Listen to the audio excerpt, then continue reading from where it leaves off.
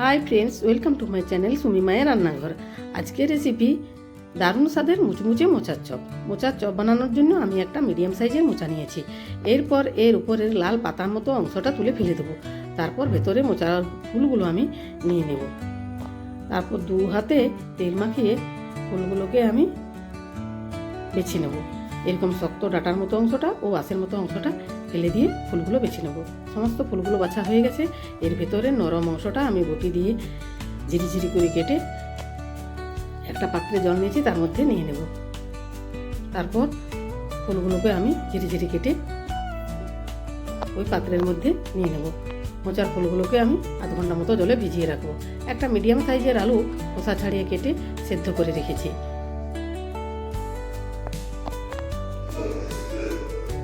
Pressure কুকারের মধ্যে ধোয়া মোচাগুলো জল ঝরিয়ে আমি দিয়ে দেবো।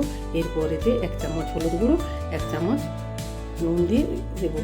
তারপর হাফ লিটার জল দিয়ে জল নাড়াচাড়া করে আর প্রেসার কুকারের ঢাকাটা বন্ধ করে দেবো। ফুল ফ্লেমে 2টো সিটি দিয়ে দেবো। সিটি নিজে থেকে খুলে যাবে। সিটি নিজে থেকে খুলে গেছে, মোচাটা বেশ ভালোভাবে সেদ্ধ হয়ে গেছে। এই রকম পাত্রে আমি মোচার জলটা ঝরিয়ে নেব। উপর থেকে ঠান্ডা জল দিয়ে মোচাটাকে ধুয়ে নেব।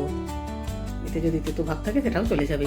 মশলা রেডি করার জন্য 3টে কাঁচা লঙ্কা, 6 কোয়া রসুন, একটা মিডিয়াম সাইজের পেঁয়াজ ও অল্প আদা দিয়ে বেশ ভালোভাবে মিহি পেস্ট বানিয়ে নেব। একটা কড়াইতে 2 চামচ তেল দিয়ে তেলটা বেশ ভালোভাবে গরম হয়ে গেছে। এখনও 1 মুঠো বাদাম নিয়ে তাতে নাড়াচাড়া করে বাদামগুলো ভেজে নেব। বাদাম ভাজা হয়ে গেছে। একটা বাটির মধ্যে ভাজা বাদামগুলো তুলে নেব। এরপর ওই কড়াইতে আরও 4 চামচ মতো তেল দিয়ে দেবো। তেলটা গরম হয়ে গেলে 1 চামচ গোটা জিরে দিয়ে ওই জিরেগুলো 2-4 নাড়াচাড়া করে ভেজে নেব।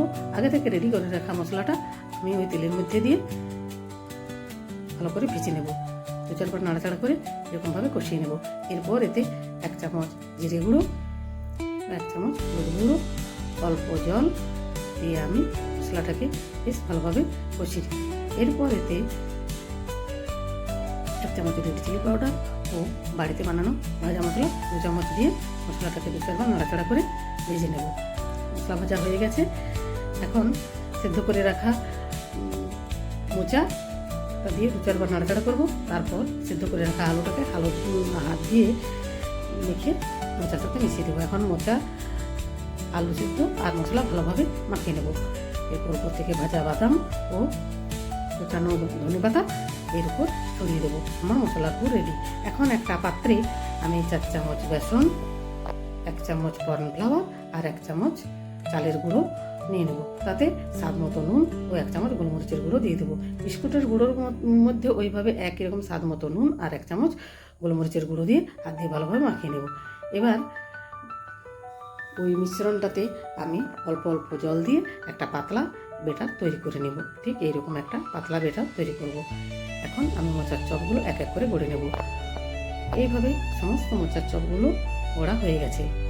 মোচার চপগুলো এখন বেটারের মধ্যে ডুবিয়ে দেবো। তারপর বিস্কুট গুঁড়ো মাখিয়ে চপটা রেডি করে রেখে দেবো। গ্যাস ওভেনের উপর একটা কড়াই বসিয়ে কড়াইতে বেশ পরিমাণ তেল দিয়েছি। তেলটা ভালোভাবে গরম হয়ে গেছে। এখন মোচার চপগুলো আমি এক এক করে ছেড়ে দেবো। 2 মিনিট ধরে লো মিডিয়াম ফ্লেমে চপগুলোকে আমি ধীরে ধীরে ভাজবো।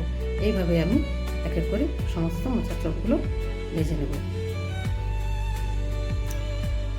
একটু ধৈর্য ধরে চপগুলো ভাজতে হবে। চপগুলো ভাজা হয়ে গেছে বেশ ভালোভাবে, মুচমুচে লাল লাল হয়ে গেছে। এখন আমি এগুলো একটা প্লেটের মধ্যে তুলে নেব। এগুলো বেশ ভালো রাত্রি হয়েছে ও মুচমুচে হয়েছে।